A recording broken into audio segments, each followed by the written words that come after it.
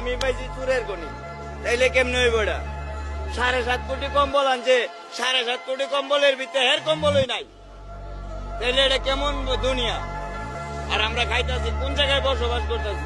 আগে ভালো ছিল, এখন এই অবস্থায় মনে করেন 1,000-1,200 টাকা জমা রাখছি, তাতে মনে করেন সারাদিনে 300-400 টাকা আমরা ভাড়া মারি, গাড়ি জমা আছে, খাওয়া খরচ আছে, আমাদের সংসারই তো চলে না, অচল।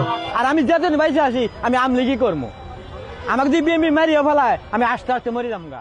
প্রধানমন্ত্রী শেখ হাসিনার পদত্যাগের 1 মাস যেতে না যেতেই বিভিন্ন জায়গায় আন্দোলন শুরু হয়েছে তাকে দেশে ফেরানোর জন্য। বর্তমান ক্ষমতায় থাকা অন্তর্বর্তীকালীন সরকারকে নিয়ে যেমন প্রশংসা হয়েছিল, তেমনি তাদের বিরুদ্ধে অসংখ্য মানুষের অভিযোগ রয়েছে। এর মধ্যে সবচেয়ে বড় অভিযোগ দেশের জায়গার নাম পরিবর্তন করা, এমনকি শিক্ষকদের জোর করে পদত্যাগ করানো। এবার সমন্বয়ক ও উপদেষ্টাদের স্বৈরাচারিতার বিরুদ্ধে শিক্ষার্থীরা আন্দোলনে নেমেছে। শিক্ষার্থীদের দাবি, শেখ হাসিনা যখন ক্ষমতায় ছিল তখন এই কাজগুলো হয়নি।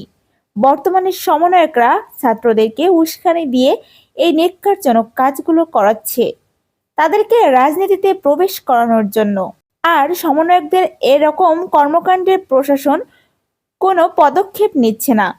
এই কারণে সমন্বয়ক ও উপদেষ্টাদের পদত্যাগ করানোর জন্য আন্দোলন করছে শিক্ষার্থীরা। তারা শেখ হাসিনাকে আবার প্রধানমন্ত্রী হিসেবে দেখতে চায়। প্রিয় দর্শক, শিক্ষার্থীদের এই আন্দোলন আপনি কিভাবে দেখছেন? অবশ্যই কমেন্ট করে আপনার মতামত জানাবেন।